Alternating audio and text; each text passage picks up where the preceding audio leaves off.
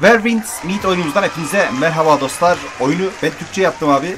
Bu videoda da sizlere oyunu nasıl Türkçe yapacağımızı göstereceğim dostlar. Oyunu resmi olarak Türkçe dil desteği çıkana kadar bununla idare edebiliriz. Ya tam istediğimiz gibi spesifik bir şekilde, düzgün bir şekilde çeviri yapmıyor. Ama işimizi idare edecek şekilde güzel bir Türkçe'ye çeviriyor dostlar. Yani neyin ne olduğunu anlayabiliyoruz veya hikayeyi anlayabiliyoruz. Siz videoyu beğenirken ben de hemen olayımıza geçeyim dostlar.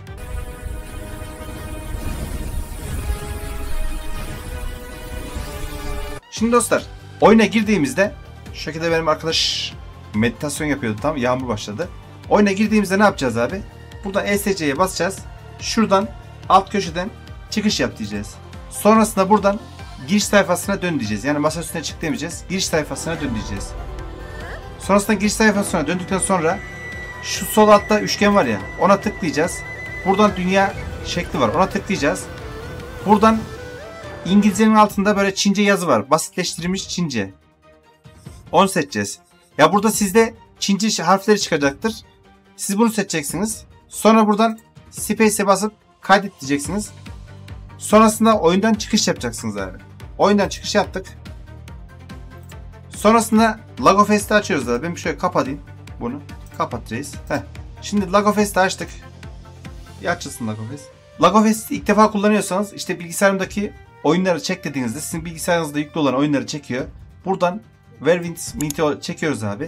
Sonrasında eğer ki hem Lagofest'te ücretsiz değil, burada belli bir ücret ödemeniz gerekiyor. Satın almak isterseniz buradan premium kısmına gireceksiniz abi.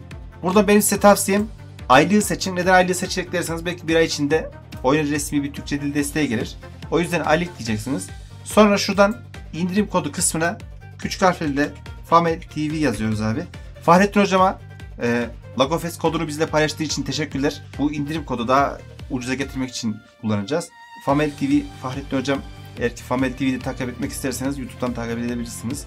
Burada kod yazdıktan sonra kullan diyeceksiniz abi. İşte yüzde kaç düşürüyorsa, mesela şurada 4.90 yazıyor ya, onu biraz daha düşürecek. 3 dolara falan düşürüyor herhalde, öyle diyebiliyorum ben. Sonra abonelik al dediğinizde buradan kredi kartım işte Google Play mi veya PayPal yok bizde. Kredi kartını seçin. Ben burada size kesinlikle önereceğim şey abi, sanal kredi kartı oluşturup o şekilde satın almanız. Çünkü Lagofest aylık alırsanız aylıkta paketleri yenilemeye çalışıyor. Sizin yetkiniz olmadan paketleri yeniliyor. Yani sürekli kullandığınız kredi kartını yazarsanız veya banka kartınızı yazarsanız sürekli bir şekilde para çekecektir. O yüzden sanal kart oluşturun abi. Kaç liraysa 250 TL mi? Öyle bir şey oluyor. Belki daha az. 150 dolar kaç yapıyor lan? Pardon 3 dolar kaç yapıyor? 150 TL 170 TL mi yapıyor? Öyle bir şey yapıyor. Onu hesabınıza atın sanal karta. Ödemeyi yapın, o sıfırlansın. Yani bir sonraki ayda isterseniz sanal kartı silin. İsterseniz para yüklemeyin. Çekim yapmayacaktır o şekilde. Burada aboneliği satın al dedikten sonra abi sizi böyle bir ekran karşılıyor. Buradan tek tıkla çevir diyeceksiniz. Kapattım ben şöyle. Buradan Türkçeyi seçin. Şöyle tıkladığınız bu ekran gelir size. Türkçeyi seçin. Translate diyoruz abi. Şu anda çevirdi. Buradan da eğer ki oyunu biraz daha pingini düşürüp stabil bir şekilde çalıştırmasını istiyorsanız sunucuyu seçin, işte hangi sunucuda oynuyorsanız hızlandır deyin. Şimdi sunucuyu optimize ediyor. Yani sunucudaki bağlantıyı optimize ediyor. Daha stabil bir hale getiriyor. Sonrasında abi burada işimiz bitti. Bu arka planda açık olacak bu şekilde. Oyunu başlat diyoruz. Buradan Türkçe çevirdi gördüğünüz gibi. Oyuna başlat diyoruz abi. Herhangi bir ban sebebi değildir bu. Ondan yani hesabınız falan banlanmaz. Burada geldik abi. Şimdi mesela menüye girelim bir bakalım. Ya tam %100 çevirmiyor. Mesela etkinlik, uyum, mağaza, beslemek diyor mesela, dış görünüş. Mektup abi işte Gezgin Şövalye tarafından Van klanının yaşlı büyüğüne saygıyla hitap edilmiştir. Ya anlaşılıyor yani. Güzel bir çeviri yapmış. Hiç yoktan iyidir şu anda. Bazı yerlerini çevirmiyor. Mesela hikayede altyazılardan bazılarını çevirmiyor. Ama dediğim gibi iş görür abi. 3 veya 4 dolara, yani kodu kullandıktan sonra ne kadar düşürür tam bilmiyorum. İşinizi görecek. Bir aylık bir paket alırsanız işinizi görür dostlar.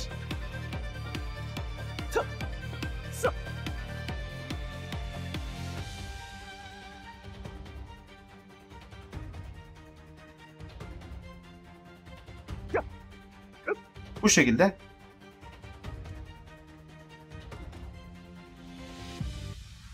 Oynayabilirsiniz dostlar. Umarım net bir şekilde anlatabilmişimdir. Yani ücretli değil. Pardon, ücretsiz değil maalesef. Belli bir ücret ödemeniz gerekiyor. Eğer siz de oyunu sevdiyseniz, Türkçe oynamak istiyorsanız Lagofest üzerinden bu şekilde çevirebilirsiniz dostlar. Videoyu beğendiğiniz takdirde beğenmeyi, hala kanalıma abone değilseniz abone olmayı ki oyunla alakalı birçok gameplay videosu olsun, akşamları canlı yayınlar olsun veya rehber videolar olsun çekeceğim önümüzdeki dönemlerde. Oyun hoşuma gitti çünkü. Bu şekilde yaparak da ilerleyeceğiz dostlar. Bir sonraki bölümlerde görüşmek üzere. Kendinize iyi bakın. Hoşçakalın.